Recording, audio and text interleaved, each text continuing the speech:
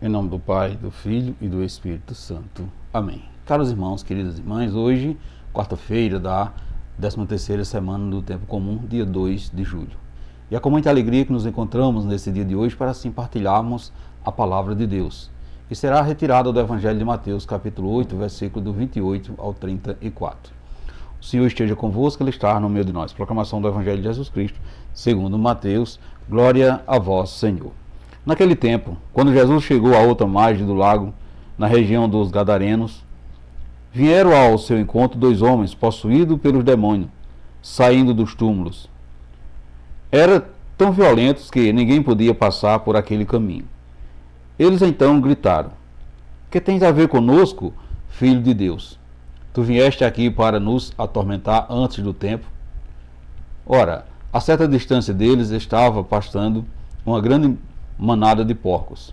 Os demônios suplicavam: se nos expulsas, manda-nos para a manada dos porcos. Jesus disse: ide. Os demônios saíram e foram para os porcos. E logo toda a manada atirou-se monte abaixo para dentro do mar, afogando-se nas águas. Os homens que cuidavam e guardavam os porcos fugiram e, indo até a cidade, contaram tudo, inclusive o caso dos possuídos dos demônios. Então, a cidade toda saiu ao encontro de Jesus. Quando viram, pediram que se retirasse da região deles. Palavra da salvação, glória a vós, Senhor. Meus irmãos, queridas irmãs, o evangelho de hoje, segundo Mateus, como todo o seu evangelho, tenta responder para sua comunidade quem é o Filho de Deus. Todo o evangelho de Mateus tem por objetivo identificar a pessoa de Jesus, o Filho de Deus. Essa era uma preocupação, pois assim como os discípulos e todo o povo, nem sempre nós compreendemos assim a pessoa de Jesus, sua filiação e poder divino. Corremos na relação de identificar a identidade com a pessoa de Jesus, corremos assim dois riscos. O de reconhecer a pessoa de Jesus, como fizeram os espíritos maus, mas não o seguimos, ou de não o reconhecer, pedindo que saia da comunidade. Meus irmãos, queridas irmãs, são duas reações inférteis que nada produz.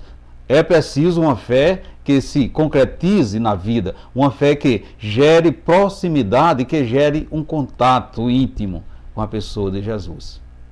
E que Deus nos ajude a expulsar muitos espíritos maus que nos cercam. Vivemos imersos em realidade do mal que nada produz a não ser morte, desigualdade e destruição. Então é preciso rezar pedindo a Deus a graça da fé e da fidelidade à sua palavra, a fim de agirmos contrariamente a todas essas realidades. Portanto, meus irmãos, queridas irmãs, os espíritos maus vão dizer: o que tens a ver conosco, Filho de Deus? Viesse aqui a nos atormentar antes do tempo. Perceba que há ocasiões na nossa vida em que também agimos e falamos tal como os dois homens na história narrada por Mateus neste evangelho. Até indevidamente nós nos deixamos apossar pelas obras do maligno e ficamos vagando na vida, acomodados no nosso modo de viver ao redor dos túmulos do mundo. Reconhecemos que Jesus é o Filho de Deus. Sabemos que só Ele tem poder para nos libertar do pecado. Todavia, nos rebelamos contra Ele e entendemos que ainda não é tempo para que saiamos da vida de escravo. Meus irmãos, queridas irmãs, o inimigo de Deus persegue seus filhos. Por isso, o seu maior desejo é fazer com que a criatura rejeite o seu Criador. No entanto, sabemos que Jesus já o derrotou quando venceu a morte, que é consequência do pecado. Por essa razão, ele tem conhecimento de que já foi vencido por Jesus. E mesmo assim, continua explorando o ser humano. Jesus sabe, meus irmãos, queridas irmãs, para onde deverão ir os espíritos maus, que tenta nos acorrentar e fazer de nós pessoas infelizes. Portanto, meus irmãos, queridas irmãs, os espíritos mal que podem nos atormentar ainda hoje, faz de nós pessoas iradas, rebeldes, idólatras, materialistas, impacientes, murmuradoras, intolerantes, medrosas, muitas vezes arrogantes e às vezes tão violenta que podemos ser comparados como verdadeiras feras.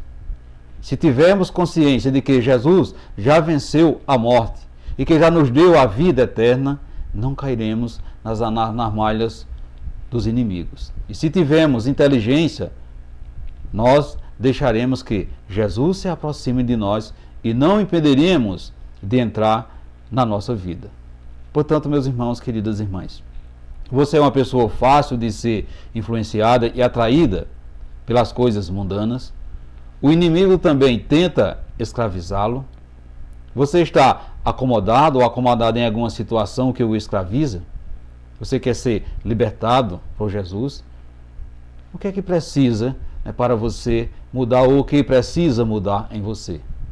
Se você se sente em paz diante de suas ações com as pessoas, reflita isso nesse dia de hoje, meus irmãos, queridas irmãs. E peçamos ao Pai para nos colocarmos bem junto do seu Filho Jesus, o nosso Salvador, para que as forças do mal não prevaleçam, nem tampouco tomem conta de nós, das nossas famílias, nem nos mantenha prisioneiros do seu poder opressor. Que possamos assim, com a graça de Deus, alcançarmos a liberdade, sobretudo aquela liberdade de vivenciar com grandeza a palavra de Deus. Assim seja. Amém. Amados irmãos, queridas irmãs, desejo a você e toda a sua família que desça sobre vós a bênção desse Deus que é todo-poderoso. Ele que é Pai, Filho e Espírito Santo. Amém. Ficamos todos na paz de Cristo.